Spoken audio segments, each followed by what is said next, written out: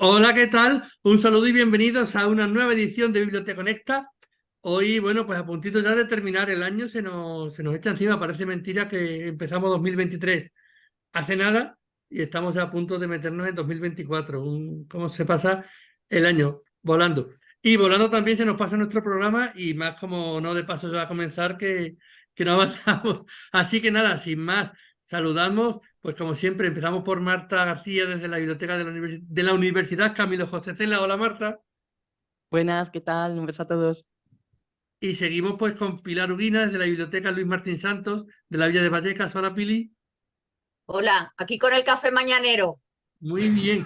Bueno, un café mañanero o un café de merienda por la tarde, depende de cada uno cuando nos esté viendo. Incluso puede ser hasta venir a hacer un té para irse a dormir, quizás no se lo más indicado, pero un vasito de leche para irnos a la cama. Yolanda Vallejo de la Red de Bibliotecas Municipales de Cádiz. No nos olvidamos de Venga, ti.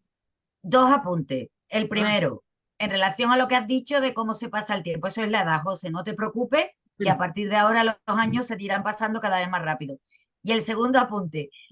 Pili tiene el café mañanero, pero la cucharilla no es de postre, ¿eh? Mira, no tenía otra. Y he dicho, no creo que me digan nada por esta super cuchara. Pero Pero efectivamente, qué sí. observadora eres, Yolanda. Y lo no he se, pensado, ¿eh? no se le escapa un detalle. Y nada, bueno, pues termino saludando pues también a nuestra invitada de hoy. Ella es Ana Pérez de Cámara. Hola Ana, ¿qué tal? Hola, buenas, bien. Y Ana, bueno, pues está aquí, es maestra, creo, ¿verdad? No me equivoco si digo que es maestra, pero está también aquí con nosotros en calidad de escritora porque ha escrito algunos libros, algunos, sobre todo libros de temática infantil, juvenil, aunque también algo para adultos. Y además, bueno, pues también imparte pues algunas clases de cómo poder aplicar los cuentos y demás en sesiones de colegio y yo creo que eso puede interesarnos también a las bibliotecas.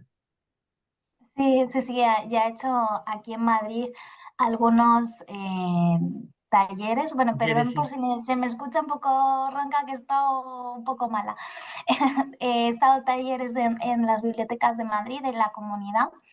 Y bueno, sí, ha ido más dirigido a niños, ¿no? Al final me tira mucho lo que es el infantil, porque al final si enseñamos a leer y animamos a la lectura de manera correcta, van a ser futuros lectores toda su vida, ¿no? Y van a disfrutar muchas vidas a través de los libros de adultos. Entonces, siempre me tira un poquito más el infantil, que además para mí es súper complicado, ¿no?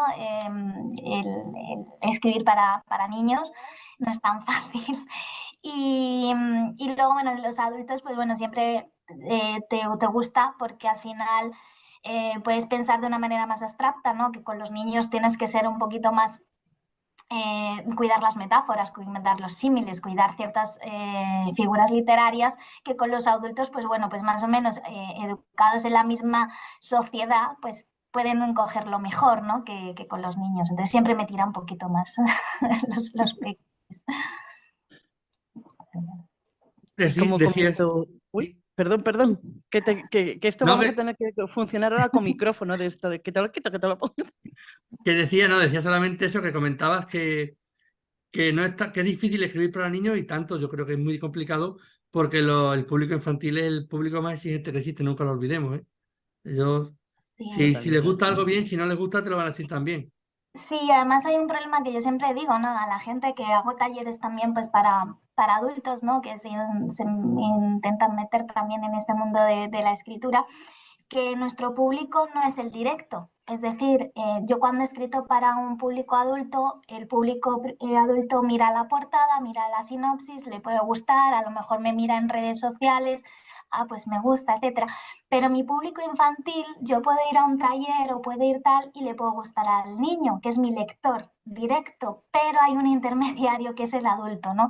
Entonces es mucho más complicado porque hay varias barreras, además de que los niños, si no le gusta, te lo van a decir, más los adultos, ¿no? Que son los intermediarios que son los que deciden al final si ese libro va a llegar a las manos bueno, de su hija, de su hijo o de su sobrino o su nieto, ¿no? Entonces hay como otro Lo filtro. otra barrerilla, ¿no? En ese que muchas veces no nos damos cuenta.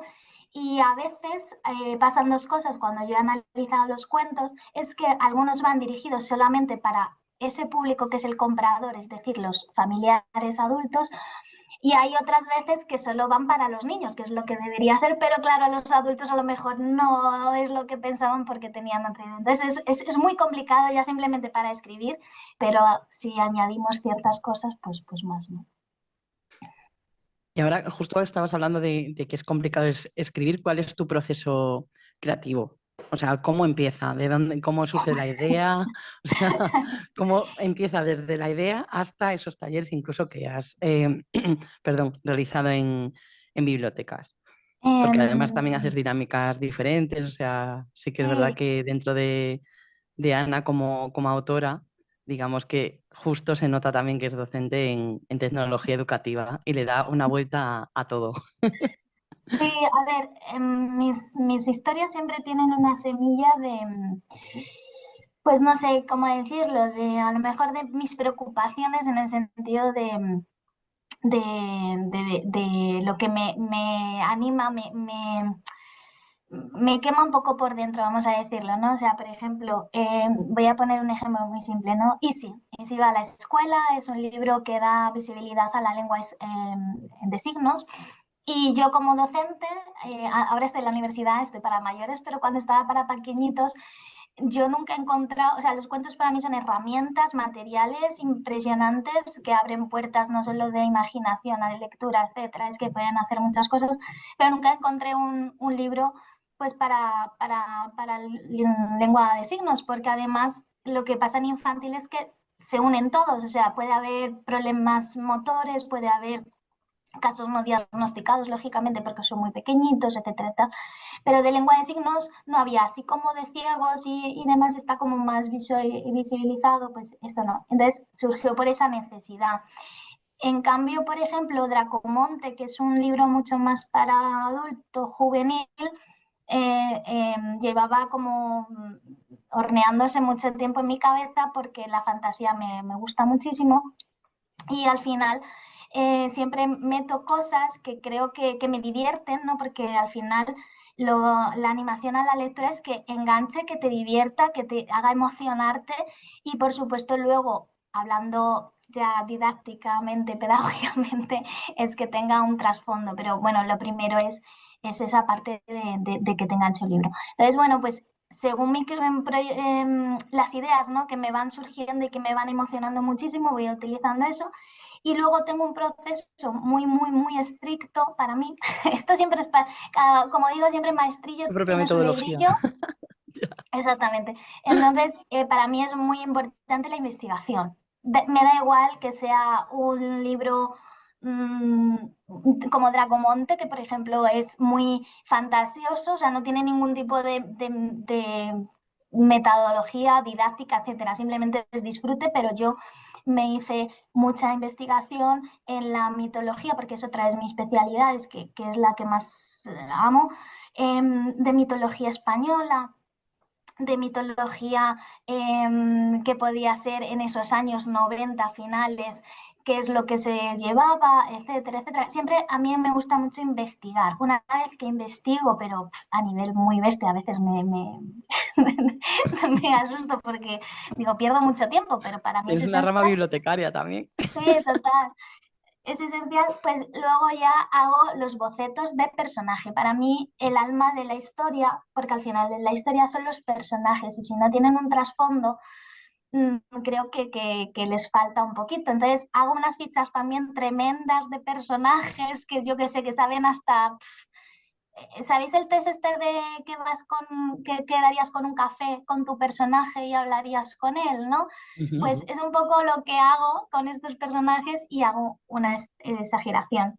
Y luego ya por último, creo un poco ese mundo, si es un mundo de fantasía o un contorno, siempre lo envuelvo, ¿no? Ese paquete, por ejemplo, en el último que he escrito de mitología, no es una historia continua, pero sí que tiene un trasfondo de, por ejemplo, de tecnología, ¿no? Entonces, pues siempre hago ese tipo de proceso y luego ya te pones a escribir, haces el primer borrador de 300 páginas, lo tiras, lo vuelves a poner y demás. Y bueno, pues es un poquito ese proceso. ¿Y qué papel crees que juegan las bibliotecas en todo ese proceso que nos acabas de comentar, o sea, de tema de Uy, definir nuevas preocupaciones? Porque como haces actividades en bibliotecas, y me imagino que tendrás feedback con los usuarios, sí, que es lo que decías tú, tanto con los pequeños como los intermediarios, sí. ¿te sirve? O sea, ¿has aprovechado esas experiencias en bibliotecas para tu siguiente proceso creativo o Me, son como independientes? Bueno, las bibliotecas primero me sirven muchísimo porque yo cojo, además hay una aplicación maravillosa en el móvil que tengo de bibliotecas públicas y entonces pues siempre estoy buscando algún libro que necesito para investigación, yo qué sé, pues X mitología, pues mira, griega, pues ya, pues tal, no sé qué. Eso de primeras, para mí las bibliotecas son súper importantes. Y luego, en base a las clases, a los talleres, a mí me hace mucha ilusión, a lo mejor ha llegado por primera vez un niño a mi taller y en esa biblioteca pues tienen algunos libros míos y claro, pues a la salida te vienen corriendo y me dicen, mira lo que he sacado, ¿no? Y te enseñan tu libro y entonces ya dices, jo, pues mira, qué ilusión que van a coger un libro, van a coger otro, etcétera. Me da mucho feedback, sobre todo los niños, ¿vale? Porque con los adultos es más difícil, al final es un lector, pues eso, que al final tú tienes el libro, lo coges, lo lees y ya está, ¿no? Cuando hago los talleres para niños, es cierto que es guay porque te da un feedback instantáneo. O sea, si al niño no le gusta ya el taller que estás haciendo, de lo que estás haciendo, no le vas a enganchar el libro. O sea, es imposible. O sea, eso es un arma de doble filo, ¿no? Pero bueno, al final, como te dedicas un poco al magisterio y tal, pues puedes saber. Entonces, sí me da mucho feedback. Y luego también me da mucho feedback en los adultos las lecturas conjuntas. Por ejemplo, cuando hice Dracomonte me dio porque tiene una segunda parte, me ha dado mucho feedback, muchas ideas, muchas cosas interesantes, esas lecturas conjuntas con metas que íbamos comentando, porque además al estar el autor, ¿no? Pues te dicen, ay, esto tal, no sé qué, y vas mejorando muchísimo y para mí es esencial, o sea, ese feedback ¿Cómo hacías esas lecturas compartidas, Ana? ¿Cómo las Pues la gestionabas? hice ¿Era como un club una, de lectura virtual o cómo lo sí, hacías? exactamente, en Instagram se hacen muchos, también en las bibliotecas, lo que pasa que en las bibliotecas el público a lo mejor pues hace más clásicos, los coge, etcétera, ¿no? Pues en estos que eres menos conocido, pues en Instagram haces tus grupos, haces tus metas, porque ya sabes cómo dividir más o menos el libro, ¿no? En qué es lo mejor, cómo va a ir tal. Y nada, juntas un grupo de gente que yo siempre doy gracias a todo el mundo que lee y sobre todo que elige tu libro porque eres, pues eso, un autor chiquitito y dices, jo, pues ha gastado X dinero en mi libro, pues el máximo de los respetos, ¿no? Yo siempre escribo con mucho respeto a mi lector y claro, te da mucho feedback porque te dicen, ay, es que esto no se hace, etcétera. O sea, esto no se entendía en un momento, que es una cura también de humildad, ¿no? Porque tú estás tan metido en tu libro a veces que piensas que es el mejor y, y hay muchas cosas que mejorar. Entonces, bueno, esa feedback es muy guay. Y bueno, entonces son estas cositas que como autor, como los lectores cero, que yo siempre los Ujú. uso, tanto si son niños, también tengo niños lectores cero, que me dicen esto no lo entiendo y yo, muy bien, ¿cómo hago esto ahora? Así que Toca Entonces, cambiar. revisar. claro, eso es muy importante, sí. Ujú. ¿Y cómo se trabaja el tema de la inclusión en los libros? Porque yo creo que eso es muy importante. Uf, a ver, esto ha sido un proceso muy difícil. Yo estoy muy orgullosa de Daisy, es uno de mis ojitos derechos. Todos son mis ojitos derechos, los 6, pero Daisy en particular es muy importante para mí. Yo estudié 3 años de lengua de signos, es, em, estuve en la comunidad sorda. Por eso me atreví a hacerlo. Yo siempre, el otro día di una charla a unos pedagogos y les dije, lo más importante es también ponerte en tu lugar, investigar y estar con la gente que realmente tiene ese problema, porque por mucho que yo esté con la comunidad sorda, yo no soy sorda, yo no voy a tener ese problema de momento, ¿no? Entonces, hice claro, estos 3 años yo pensaba y decía, es que no hay cuentos, no hay libros, no hay nada de lengua de signos. Entonces se me ocurrió un día pues la historia, fui madurándola, pero yo tenía mucho miedo porque claro, ¿qué pasa? Que yo no soy sorda y yo pensaba que a lo mejor era una intrusión, ¿no? Al final es como que te sientes un poco, ya siempre tienes el este del impostor, pues imagínate con esto. Entonces, lo que hice fue que me lo validara la comunidad sorda, yo se lo di a gente sorda, en plan de, oye, me corrigieron 2 cositas muy, muy pequeñas y se lo di a una ilustradora que es la mía, que es Isabel de las Heras, Oreja Voladora en internet, que es una ilustradora sorda y desde el primer momento conectó con la historia, nos gustó muchísimo, hicimos y ella tuvo libertad a la hora de crearle el dibujo, ¿no?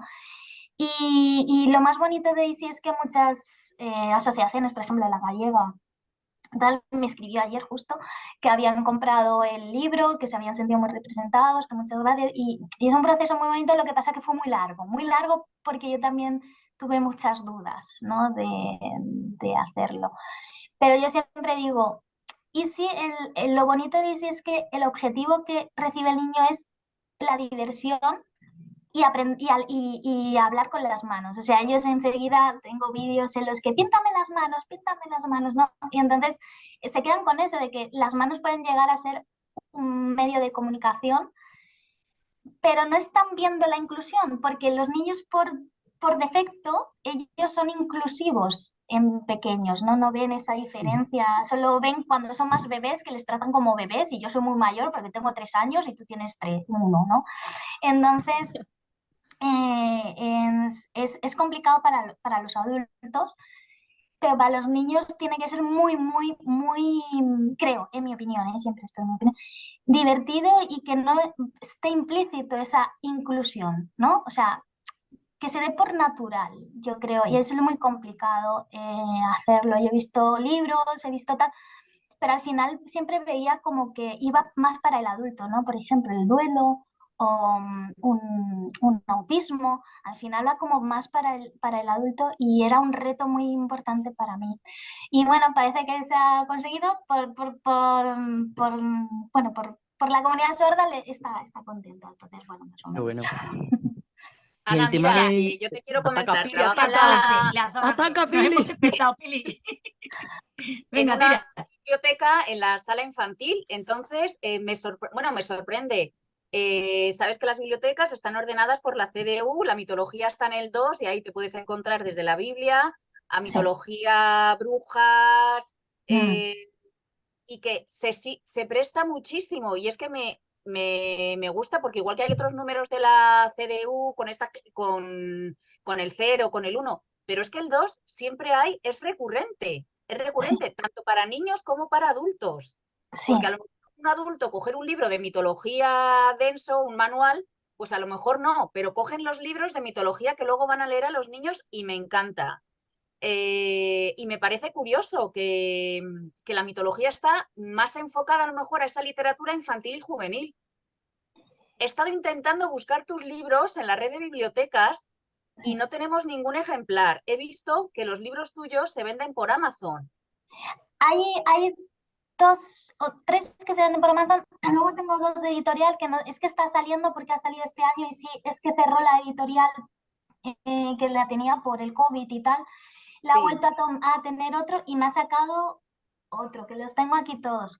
Yo las tengo en la UCJC, yo las Pero tengo. lo que decías de la mitología, lo bonito de la mitología y que a mí me fascina y que cada vez estoy más metida y por suerte puedo investigar más, es que son temas recurrentes, ¿no? O sea, quiere decir que son temas universales en los que tanto niños como adultos, porque al final estamos rodeados hablando de nuestro mundo siempre, porque en África evidentemente tienen otra mitología, en China, Japón y tal tienen otra mitología, pero su mitología es importante y claro, que ha hecho la globalización, pues traernos, no sé, al dragón chino de Disney, por ejemplo, o meternos, yo qué sé, Mulan, etcétera y tal, ¿no? Pero el europeo, que al final es la base nuestra mitológica griega y romana, nos ha ofrecido muchísimo y aún en día hoy se van diciendo cosas como el talón de Aquiles o en el Brawl Star, juegan mis sobrinos, el otro día me escribió y me dijo, mira, Titi, hay un Zeus, porque yo siempre estoy con ellos, con la mitología, y incluso en las Bratz, ¿no? Que hay una que es egipcia, que es en la mitología. Entonces, al final es un tema recurrente porque nos ha fascinado todo, ¿no? Esos dioses, esas puertas a la imaginación y fantasía, ¿no? De esos mezcla de animales no sé, los 12 trabajos de Hércules, etcétera. Y son cosas muy recurrentes y creo que seguirá durante años. Esto ya ha pasado, de la griega y la romana, pero es muy guay. Bueno, ha llegado este punto en el que yo tengo que intervenir porque Ana me lo ha puesto a huevo. Es verdad que toda la mitología, sobre todo la mitología griega y latina, que es el Empezó en origen. Cádiz, ¿no? Hombre, los 12 trabajos de Hércules, dime también dónde terminan, yo no es por nada. Pero aquí estuvo el Non Plus Ultra, que traducido resulta después de Cádiz, ni hablar, ¿no? No, no tengo otra manera que decirlo, pero fuera broma, Ana, yo te quería preguntar además por otro proyecto que tú tienes, que es el proyecto Maetiba. Cuéntanos un poquito de qué va ese proyecto. Sí, Maitiba nació hace mucho tiempo cuando yo estaba estudiando magisterio porque me impactó mucho en las prácticas un suceso que yo tuve en el que yo siempre pensaba en la creatividad. Incluso Einstein, ¿no? Decía que había que leer cuentos de hadas, ¿no? Y muchos de los científicos y demás, que la fantasía y la imaginación son fuente de hacer cohetes y hacer un montón de cosas. Entonces, para mí la creatividad es fundamental en todos los aspectos de tu vida, pero no solo la creatividad que se entiende como, ay, voy a pintar o voy a hacer una escultura, no, la creatividad como una resolución de problemas que muchas veces esos mitos nos los dan u otras cosas, ¿no? Entonces, yo llegué en mis prácticas y entonces me hicieron, vaya, nada, tú es esto, porque te gusta el arte, bueno, pues ya sabes, siempre, pues eso, creatividad, arte, etc. Entonces yo cogí y dije, ah, genial, son de primaria, venga, vamos a hacer algo, tal. Y entonces yo quería, pues con lo que saliera, o sea, que pintaran lo que se les ocurriera y que hiciéramos una historia en común todos, o sea, independientemente o sea, no había tema, ¿vale? Luego iríamos haciendo una historia con lo que se iba cometiendo. Entonces yo fui dando folios en blanco, pinturas, etcétera, y dije, venga, hacer lo que queráis, pintar lo que queráis. Me decían, pero profe, ¿el qué?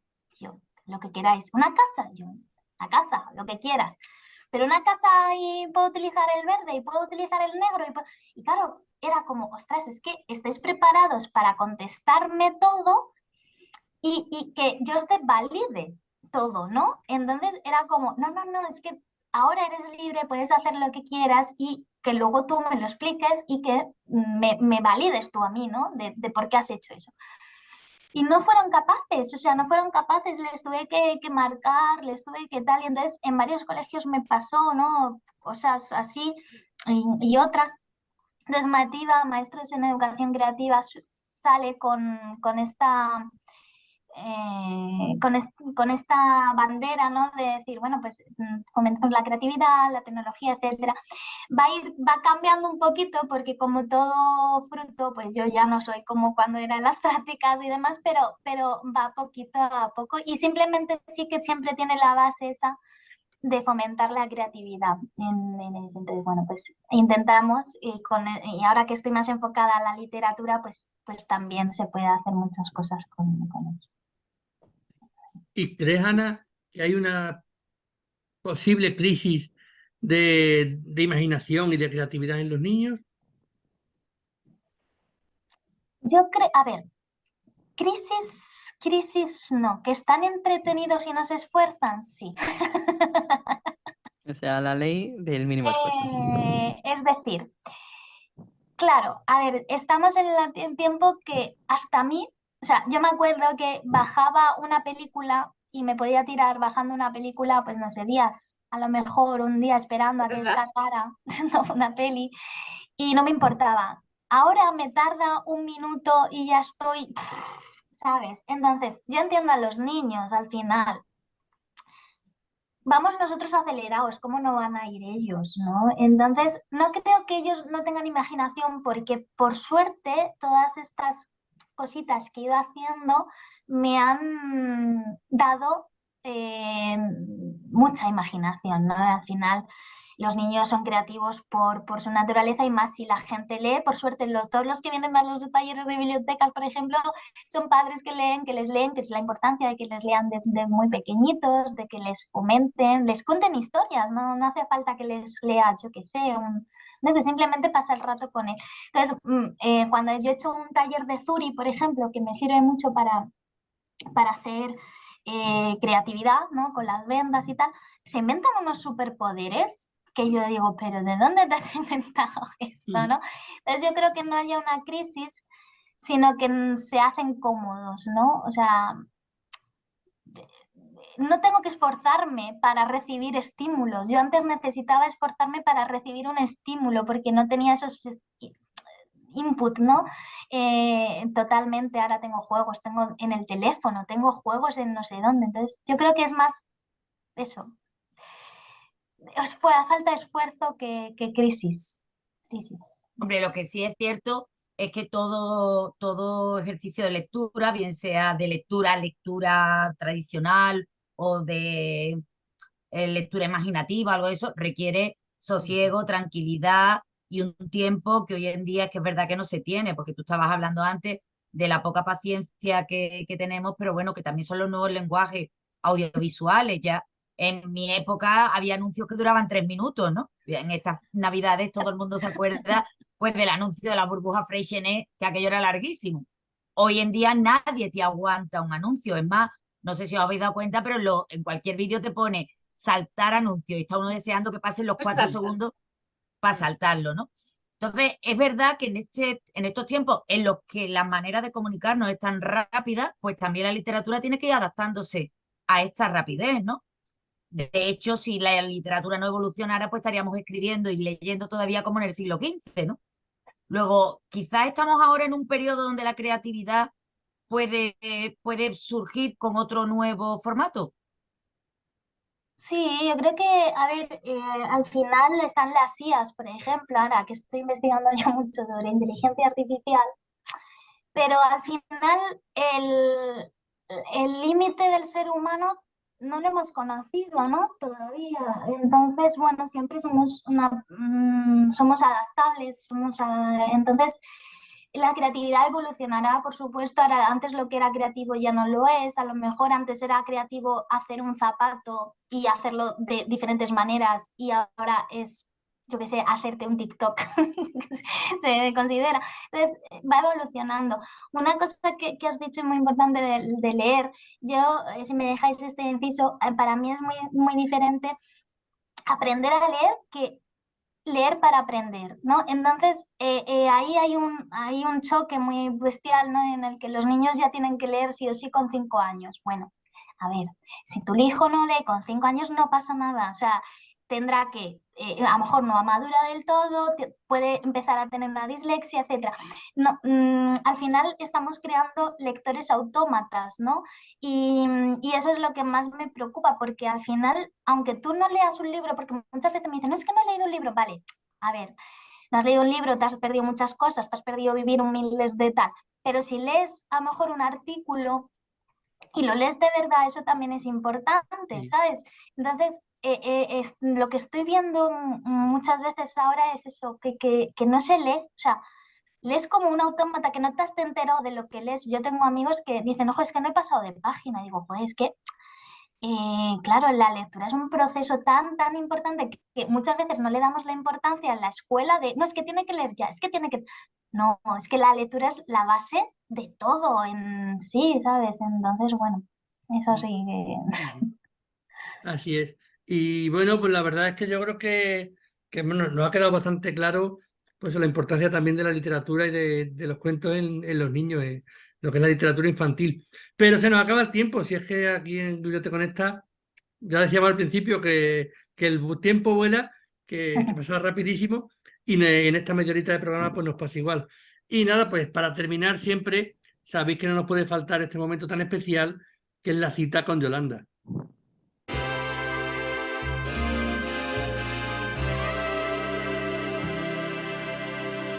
Y la cita de hoy es de la propia Ana, que hoy nos acompaña, un poquito de la cita que yo traía preparada, la ha gozado ella a lo largo del programa, cuando nos contaba que muchas veces no pensamos qué es lo que les gusta a los niños, sino que hay que superar el listón de qué es lo que les gusta a los padres, que son los que compran los libros, ¿no? Y que ese es un prejuicio que a veces tienen incluso los propios escritores, que van pensando más en los compradores que en los lectores. Pero para eso estamos en las bibliotecas, porque en las bibliotecas los libros son gratuitos y siempre lo serán. Y entonces, si hay padres y madres que realmente van pensando más en si merece la pena gastarse o no gastarse dinero en un libro, pues a lo mejor lo que deben plantearse es si merece la pena pasar o no pasar una tarde en la biblioteca con sus niños, donde los libros son gratis. Y recordemos que la biblioteca, igual que los libros, no son gastos, sino inversiones, ¿verdad? Efectivamente. Total. Javier Castillo, el que mejor lo sabe. Sí. Y nada, bueno, pues eso, dicha esta cita con Yolanda y esta puya de Yolanda, hemos terminado con nuestro programa de hoy. Nos veremos nuevamente dentro de 7 días. Será el último programa que hagamos antes de las vacaciones de Navidad. Y nada, sobre todo hoy agradecerle a Ana Pérez de Cámara haber estado con nosotros, habernos acompañado durante esta media hora, que además, bueno, pues como ella dice, que tenía la voz un poquito así porque viene de un proceso complicado, pero nada, muchísimas gracias por habernos acompañado y por habernos enseñado tanto sobre literatura infantil y juvenil. Muchas Muchísimas gracias a gracias, Ana. vosotros por invitarme. Muchas gracias. Y nos vemos en 7 días aquí en Biblioteconecta. Hasta la ¡Que feliz próxima. Navidad! ¡Feliz Navidad! Ya, ¿no? Se puede ya, Venga. se puede ya. Todavía nos queda.